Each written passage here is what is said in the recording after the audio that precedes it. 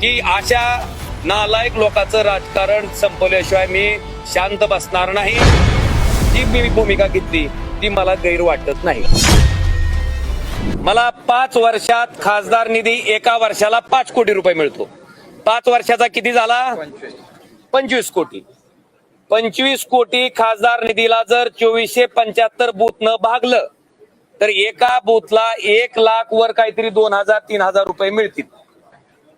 1 लाख रुपयात काम होणार सांगा मला, तुम्ही समजून सांगा की 1 लाख रुपयात अमुक अमुक काम होतंय कुठल्याही गावात, तेही 5 वर्षातलं बरं का, हा निधी मी मिळणारा 5 वर्षातला सांगतोय।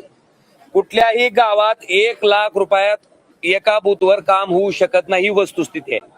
किमान 7 लाख रुपये ते 10 लाख रुपये, मग सभा मंडपाचं काम असेल, गावातलं सार्वजनिक सभागृह असेल, गावातल्या एखाद्या शाळेचं काम असेल, शाळेच्या कंपाऊंड वॉलचं काम असेल, त्याचबरोबर रस्त्याचं काम असेल, या कुठल्याही कामाला कमीत कमी 7 लाख आणि जास्तीत जास्त 10 लाख रुपये निधी देणं क्रमप्राप्त आहे, तरच ते काम पूर्ण होतंय।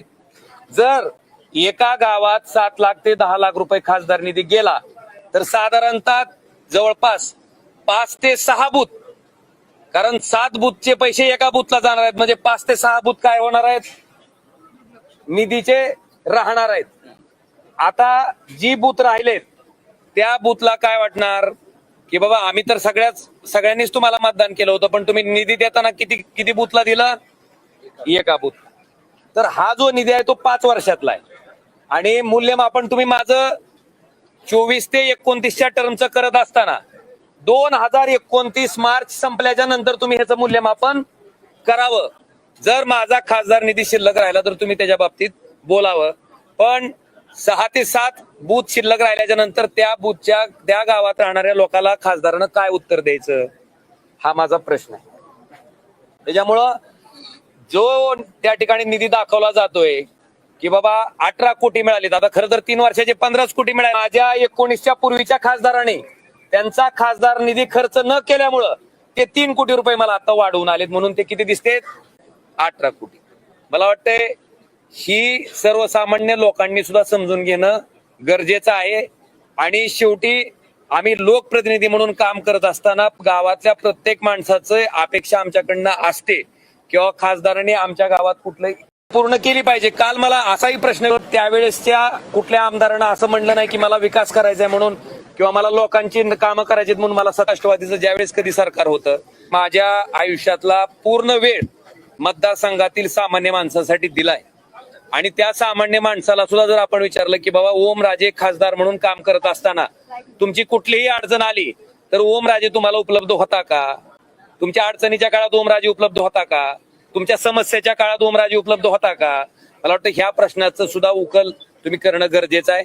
हा, आम्ही काम करत नसू, आम्हाला त्या ठिकाणी काहीच केलं नसेल आणि जर आम्हाला नाही लोकांनी रिझल्ट दिला तर आम्ही निश्चितपणे मान्य करू। मी स्थानिक स्वराज्य संस्थेचं सुद्धा बोललो, मी अजून परत त्याचं तुम्हाला परत रिपिटेशन करतो। जिल्हा परिषद, पंचायत समिती आणि नगरपालिका ह्या तिन्ही निवडणुकामध्ये आमचे निष्ठावंत कार्यकर्ते जे माझ्यासारखेच 24 तास लोकांसाठी काम करणार आहेत, मी अनेक लोकांचं नाव या ठिकाणी घेऊ शकतो। हे नगराध्यक्ष पदासाठी, नगरसेवक पदासाठी, जिल्हा परिषद सदस्य पदासाठी, पंचायत समितीसाठी निवडणूक लढवत होते। असं असताना सुद्धा पूर्ण धाराशिव लोकसभा मतदारसंघामध्ये त्या ठिकाणी आमच्या सदस्यांना अतिशय दारुण पराभव स्वीकारावा लागला। मग आमची लोक त्यावेळेस निवडणूक लढवत होते, ही निष्ठावंतच होती, मशाल या चिन्हावरच निवडणूक लढवत होते। मग आमच्या लोकांना 3 नंबर 2 नंबर, धाराशिवचं उदाहरण सोमनाथ गुरव नाव, तुम्ही वाटल्यास धाराशिवला जावा। सोमनाथ गुरव नावाचा जो नगराध्यक्ष पदासाठी उमेदवार होता तो 2 टर्मचा नगरसेवक आहे। त्याचं काम विचारा लोकांना, जर लोक म्हणले की नाही नालायक माणूस होता, काही कामाचा नव्हता म्हणून पाडला, मान्य करीन। पण लोक जर म्हणले की हा काम करत होता, 24 तास लोकांसाठी देत होता आणि तरी सुद्धा त्याचा पराभव झाला, तर निश्चित तुम्ही, मला वाटतंय की मी सुद्धा जनतेला प्रश्न विचारणं गरजेचं आहे की बाबा ह्या कार्यकर्त्यांचा का पराभव झाला। मला त्याच्या पाठीमागचं एवढंच उत्तर मिळतंय की तुमच्याकडे सत्ता नाही, मग तुमच्याकडे स्थानिक स्वराज्य संस्था दिली तर तुम्ही कसं काम करणार? मला वाटतं हा प्रश्न त्या माणसाच्या मनात पडला असेल, म्हणून मी असेल, आमचे आमदार असतील, आमचे कार्यकर्ते असतील, ह्यांनी पूर्ण वेळ सामान्य माणसासाठी काम करून सुद्धा त्यांना स्थानिक स्वराज्य संस्थांमध्ये अख्ख्या लोकसभा कार्यक्षेत्रामध्ये एकही पंचायत समिती आमच्या विचाराची निवडून आली नाही.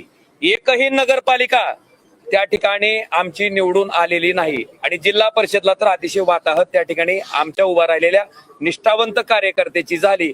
मग माझ्या मनात हीच खंत आहे की सामान्य लोकांनी जो कौल दिला त्या ठिकाणी मतदान करत असताना तो सत्तेच्या बाजूने दिला, त्यांची विकास कामं होण्यासाठी दिला.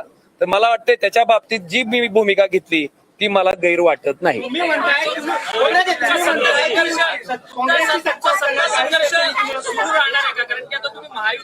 माझा आयुष्यातलं राजकारणात येण्याचं कारण मी कधीही लपवून ठेवलेलं नाही, मी कधीही झाकून ठेवलेलं नाही. आणि माझ्या मतदारसंघामध्ये जे मी बोललोय त्या मुद्द्यावर मी ठाम आहे की माणूस कुठल्या का पार्टीनं असना, पण ज्याचा विचार नीच आहे, ज्यानं नीच कृत्य केलंय, अशा माणसाला माझा कायम विरोध असणार आहे. आणि तो विरोध तुम्हाला इथून पुढच्या कालखंडामध्ये सुद्धा कायमस्वरूपी दिसत राहील. मी शपथ घेऊनच उतरलो होतो की अशा नालायक लोकांचं राजकारण संपवल्याशिवाय मी शांत बसणार नाही. त्या शपथेशी मी प्रामाणिक आहे.